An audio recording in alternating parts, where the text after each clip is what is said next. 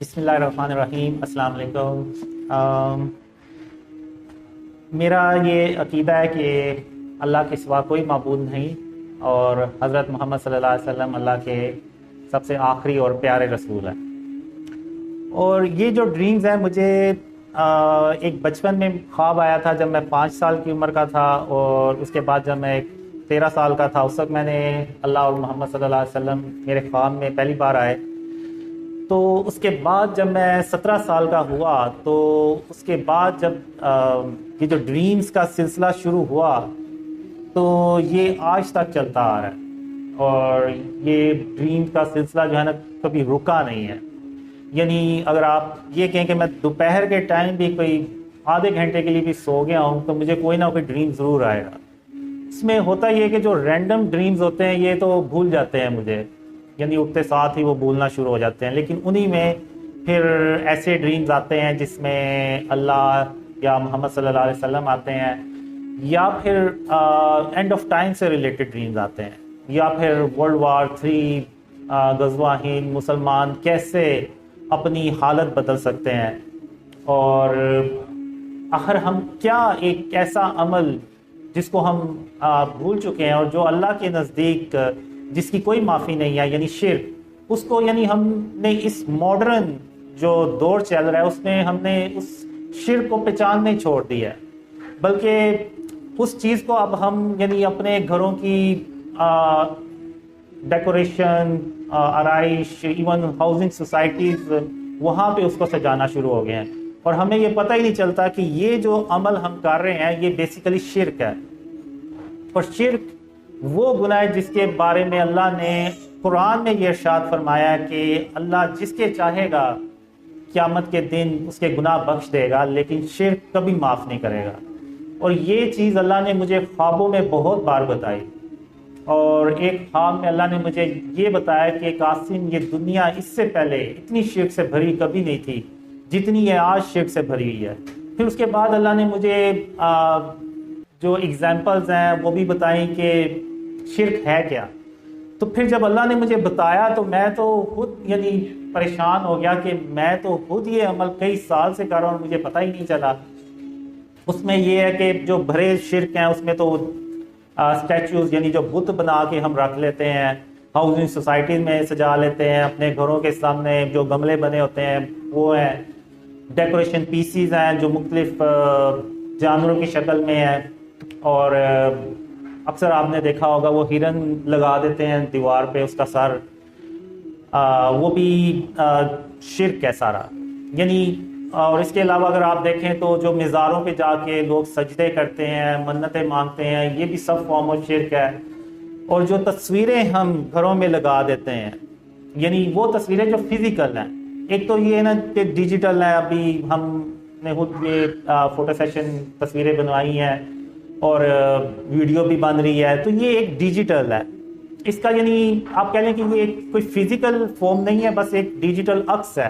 کہ جب آپ موبائل کی سکرین آف کرتے ہیں، کمپیوٹر آف کرتے ہیں تو سب ڈیٹا میں کنورٹ ہو جاتا ہے، یعنی اس کا وجود ختم ہو جاتا ہے۔ لیکن جو تصویر دیوار پہ لگی ہوئی ہے، یہ ہم ساری لائٹیں بند کر کے بھی یہاں سے چلے جائیں گے نا تو اس کا وجود وہاں پہ موجود رہے گا،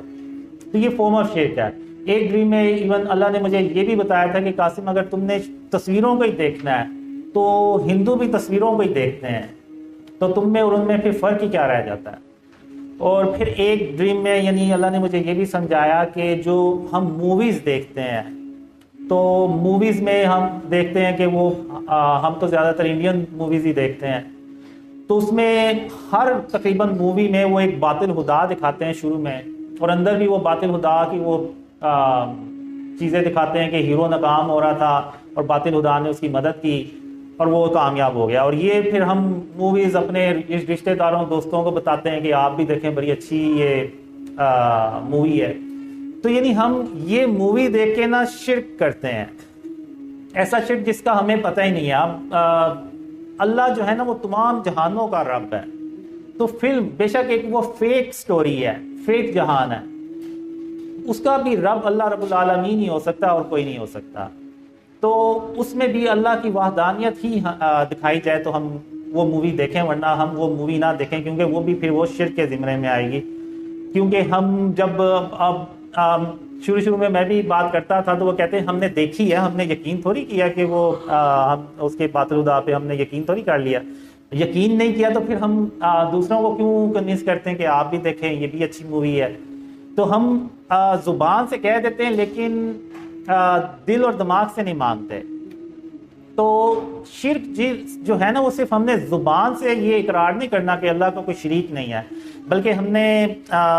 جو اپنے عمل سے بھی یہ بات اللہ کو پروف کرنی ہے کہ ہم عملی طور پہ بھی شرک اور اس کی اقسام سے اپنے آپ کو بچاتے ہیں. بالکل ویسے ہی جیسے حضرت ابراہیم علیہ السلام، انہیں بتوں سے کوئی مسئلہ تو نہیں تھا، پڑے رہتے، انہوں نے کون سی ان کی کوئی نعوذ باللہ عبادت کرنی تھی، لیکن پھر بھی حضرت ابراہیم علیہ السلام نے ان بتوں کو توڑا. تو ان بتوں کو توڑ کے انہوں نے عملی طور پہ ثابت کیا کہ انہوں نے بھی اللہ کو یہ ثابت کیا کہ وہ عملی طور پہ بھی شرک اور اس کی اقسام کے خلاف ہے اور اس کو اس سرزمین کو پاک کر رہے ہیں. بالکل اسی طرح حضرت محمد صلی اللہ علیہ وسلم خاتم النبیین جب فتح مکہ پہ گئے تو آپ صلی اللہ علیہ وسلم نے جو مکہ میں 360 بت پڑے ہوئے تھے ان کو اپنے ہاتھوں سے توڑا اور سارے صحابہ کرام کے سامنے توڑا، اور یہ پوری امت کے لیے قیامت تک کے لیے میسیج دے دیا کہ آپ نے بھی بت شکن بننا ہے، بتوں کو ان کو اپنے گھروں میں اپنے علاقوں میں نہیں سجانا. لیکن آج ہم نے خاتم النبیین محمد صلی اللہ علیہ وسلم کی اس سنت کو چھوڑ دیا، اس عمل کو چھوڑ دیا، اور وہی چیزیں ہم نے اپنے گھروں میں سجا لی ہیں. اب آپ اگر دیکھیں تو جو ڈیکوریشن پیسز ہمارے گھروں میں پڑے ہوئے ہیں اور وہ جو بت خانہ کعبہ میں پڑے ہوئے تھے ان میں اور ان میں کوئی فرق نہیں ہے، صرف شکلوں کا فرق ہے. تو باقی وہی چیز ہے. تو آج ہمیں اس چیز کی ضرورت ہے، اور اللہ نے مجھے بہت خوابوں میں بتایا کہ اللہ میری صرف اس لیے مدد کر رہا ہے کہ میں نے شرک اور اس کی اقسام سے اپنے آپ کو بچانا شروع کر دیا. تو اللہ کو وہ جو کوشش تھی نا وہ اللہ کو پسند آ گئی. حالانکہ میں بھی ابھی مکمل طور پہ نہیں قابو پا سکا. آپ کو پتہ ہے ہم روز چیزیں لے کے آتے ہیں، اس پہ تصویریں بنی ہوتی ہیں، اس کو یعنی ایک کنٹینیوسلی ایک پروسیجر ہے جو کرنا پڑتا ہے کہ اس کو ختم کرنا پڑتا ہے، تلف کرنا پڑتا ہے. ایون اسلامک کنٹری میں بھی یہ جو ہے نا اتنا مشکل ہے ہمارے لیے کہ شرک اور اس کی اقسام سے اپنے آپ کو بچائیں.